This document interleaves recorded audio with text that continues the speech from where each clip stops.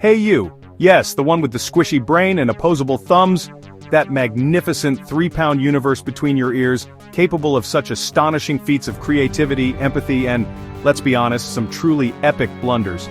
We're living in an age of unprecedented technological marvels, where artificial intelligence is no longer the stuff of science fiction. It's rapidly becoming an integral part of our daily lives, our work, our world. It's exciting, it's transformative, and if we're being candid, it's a little bit unnerving. Today we're asking a simple but slightly terrifying question. What does it mean to be human in the age of machines? As algorithms get smarter, as robots become more capable, where do we, with our messy emotions and beautiful imperfections, fit in?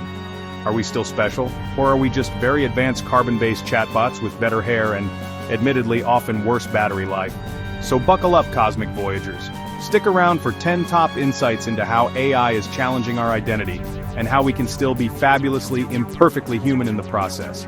We're going to explore the quirks, the depths, and the sheer, unadulterated weirdness of being human. Like this video if you've ever questioned reality, or yelled at autocorrect when you meant ducking. Subscribe for more deep dives into the universe within and without, and let's dive in. Long before we forged metal or charted the stars, we wove narratives. Storytelling isn't just entertainment, it's arguably our oldest and most fundamental technology. From ancient myths whispered around campfires to epic poems that define cultures, storytelling is how we build shared understanding, transmit values, and connect across generations.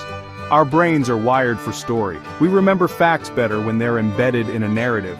Stories allow us to simulate experiences, to learn from the triumphs and failures of others without having to endure the actual consequences ourselves. Now, enter the machines, the large language models like GPT. They can generate text that, on the surface, looks remarkably like a human-crafted story. But here's the crucial distinction. They are sophisticated remix artists.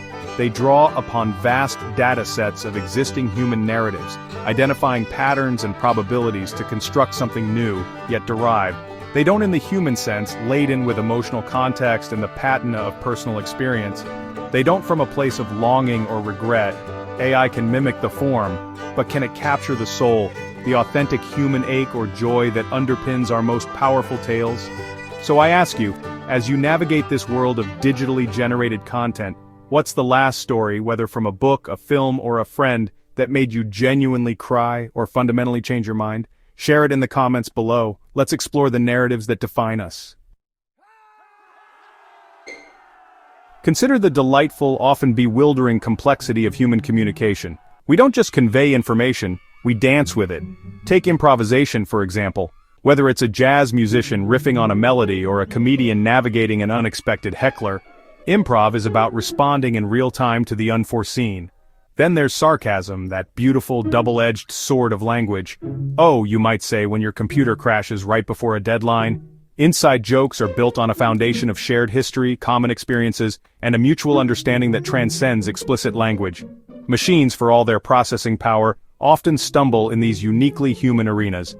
AI is getting remarkably good at understanding literal language, but the subtext, the irony, the playful jab disguised as a compliment, that's a different universe. Siri might tell you the weather, but can she truly why your sarcastic comment about the lovely rain is funny? It raises a fascinating question. Should we even try to teach robots irony? Or is this particular brand of linguistic acrobatics, with all its potential for misunderstanding and connection, something best kept for us squishy, context-aware humans? Alright, let's be honest for a moment. How many of us have found ourselves misty-eyed or perhaps even openly weeping during a particularly poignant scene in a Pixar movie? The first 10 minutes of Up, the farewell scene in Coco, the silent love story of Wall-E, these moments are crafted to tug at our heartstrings, and they succeed spectacularly. This capacity for profound emotional response isn't a system error, it's not a bug in our programming. Emotions are intricate biochemical and neurological phenomena that have evolved over millennia. They serve crucial functions. Fear alerts us to danger, joy reinforces beneficial behaviors, sadness can signal a need for support or reflection, and love motivates us to form bonds that ensure the continuation of our species and the richness of our societies. Artificial intelligence, in its current state, can certainly emotion. Chatbots can be programmed to respond with empathetic-sounding phrases, and algorithms can analyze facial expressions or vocal tones to detect human emotional states with increasing accuracy. But this raises a profound philosophical question. Is simulation the same as genuine experience? Can an AI, no matter how sophisticated, truly the pang of heartbreak, the depths of grief over a loss, or even the simple, frustrating annoyance of a really bad haircut? So, I'll put a poll up in the corner for you to ponder. Do you believe that artificial intelligence will ever truly emotions in the same way humans do? Or is that rich, messy, sometimes overwhelming tapestry of feeling a uniquely human domain? We now venture into one of the most profound and persistently elusive mysteries known to science and philosophy, the nature of consciousness. What is it exactly, this subjective awareness, this feeling of I-ness that accompanies our thoughts, perceptions, and experiences? If you were to gather 10 leading philosophers and neuroscientists in a room and ask for a definition, you might very well end up with 15 different answers and a considerable headache. It's the hard problem, as philosopher David Chalmers famously termed it. Why and how do physical processes in the brain give rise to subjective experience, to the rich inner world each of us inhabits? Now let's turn our gaze to artificial intelligence. AI systems are undeniably here in a functional sense. They can process information, learn from data, make decisions, and even generate creative outputs. They are present in our phones, our cars, our industries. But are they in the Heideggerian sense? Do they possess an inner life, a subjective awareness? The pioneering mathematician Alan Turing proposed his famous test. If a machine can engage in a conversation so convincingly that a human evaluator cannot reliably distinguish it from another human, then should we consider it intelligent, perhaps even conscious? It's a pragmatic approach focusing on observable behavior rather than unobservable inner states. Yet, even if an AI could perfectly mimic human conversation, creativity, and problem-solving, the question would linger.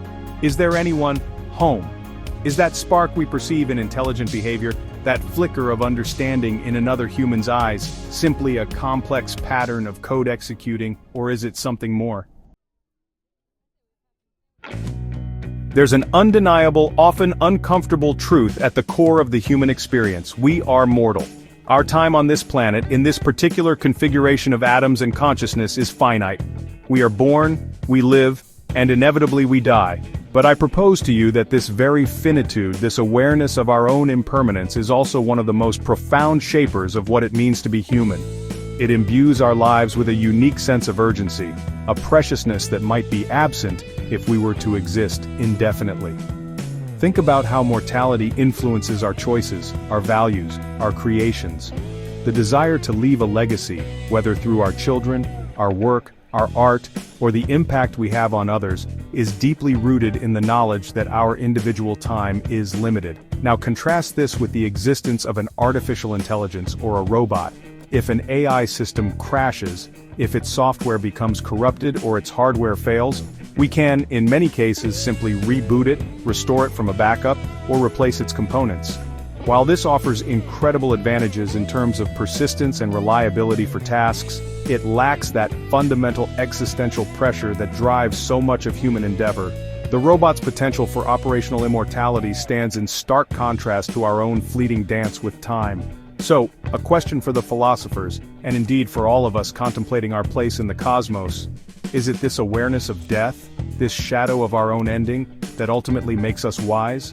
Or is it, perhaps more simply, what makes us so undeniably, poignantly, and creatively human? Let's celebrate for a moment the glorious human capacity for making mistakes. I'm talking about those facepalm moments, the accidental detours, the times when things go spectacularly, hilariously, or sometimes even painfully wrong. These aren't just deviations from an optimal path. They are, quite often, the crucibles in which our character, our resilience, and even our greatest insights are forged. Think about the history of scientific discovery. How many breakthroughs began not with a perfectly executed plan, but with an unexpected observation, a failed experiment that revealed something far more interesting than the original hypothesis?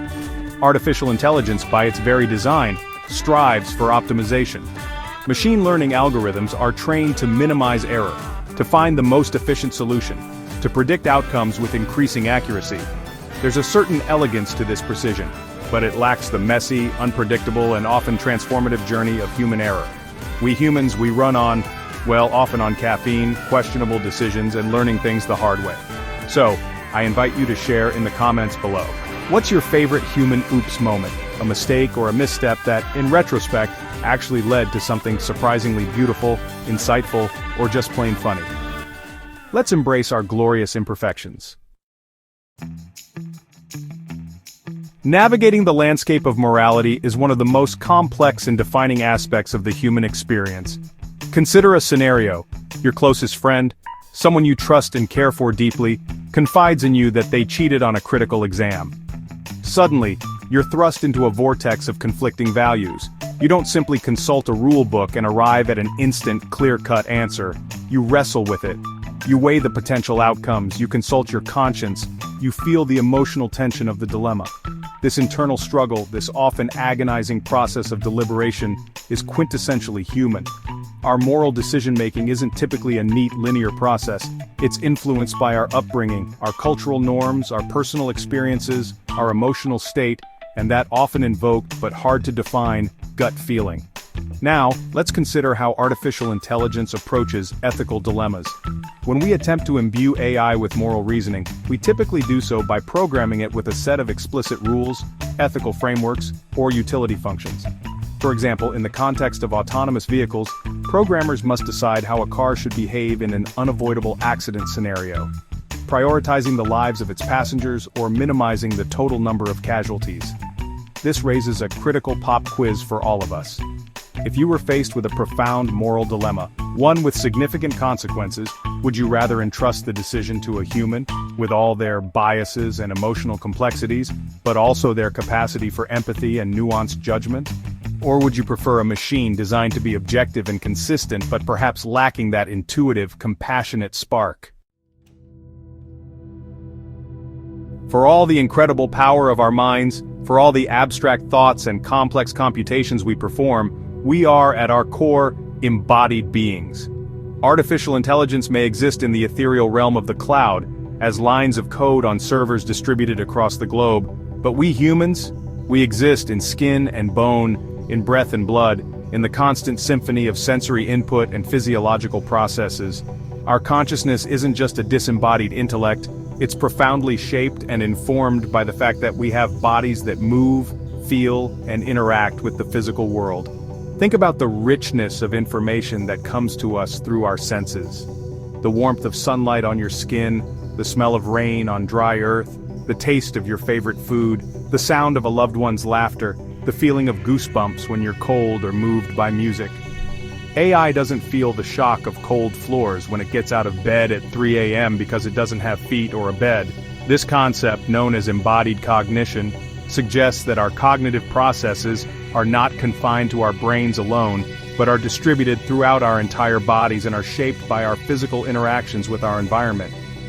An AI can process terabytes of data about the physical world, but it doesn't through the filter of a vulnerable, sensing, living body. It doesn't know the ache of tired muscles after a long hike, or the flutter of stomach butterflies before a first kiss. As AI becomes more disembodied and ubiquitous, it's perhaps more important than ever to appreciate the profound wisdom and unique perspective that comes from being an embodied soul navigating the universe within this remarkable biological vessel. Beyond the formal codes of law and the explicit rules of societal conduct, most humans navigate the world with an internal compass, a persistent, often quiet, sometimes nagging inner voice we call conscience. It's that subtle whisper, or occasionally that deafening roar that nudges us, maybe don't send that angry email, or perhaps you should apologize, or even, that person looks like they need help. This inner arbiter isn't always perfectly calibrated, and it's certainly not infallible. It can be shaped and sometimes misshaped by our upbringing, our culture, and our personal biases. Artificial intelligence operates on protocols, on algorithms meticulously designed to achieve specific outcomes based on programmed instructions and ethical guidelines. If an AI is programmed not to exhibit bias in hiring, it will follow that protocol. If it's designed to optimize for safety, it will adhere to those parameters. However, this is distinct from the human experience of conscience. which often involves a more nuanced, emotionally resonant form of self-regulation. It's not just about following rules, it's about an internal sense of rightness or wrongness, often tied to empathy and a consideration of impact on others. The beauty, and sometimes the frustration of the human conscience is its flexibility and its capacity for growth. It's what allows us to feel guilt when we transgress our own values, and that guilt, uncomfortable as it is, can be a powerful motivator for change, for making amends. Conscience is what underpins our capacity for repentance, for genuinely seeking forgiveness, and for extending grace to others who have faltered. It's a dynamic process, not a static set of instructions. While AI can be programmed to act ethically, the human journey with conscience is about ethical, an ongoing process of internal deliberation, reflection, and striving. Ultimately, when we strip away the layers of complexity, the biological imperatives, and the societal constructs, we arrive at a fundamental human characteristic that sets us apart. We are seekers of meaning. We don't just process information about the universe, we gaze up at the star-dusted canvas of the night sky and ask, why? Why are we here? What is the purpose of all this existence? What truly matters in the grand scheme of things? Is there something more to reality than what we can measure and quantify? Artificial intelligence is a phenomenal tool for processing data, for identifying patterns, for making predictions, and for solving complex problems with incredible speed and efficiency. It can analyze astronomical data to help us understand the origins of the universe, or sift through genetic code to unlock the secrets of life.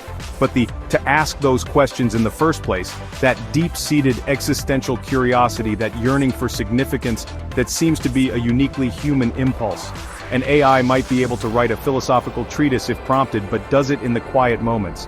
We build vast telescopes not just to collect photons, but to peer into the depths of time and space, searching for our place in the cosmic story. We create art not just to arrange colors and shapes, but to express the ineffable, to touch upon universal truths about the human condition. Machines can provide us with an ever-increasing volume of data, with insights and efficiencies we could only dream of a generation ago.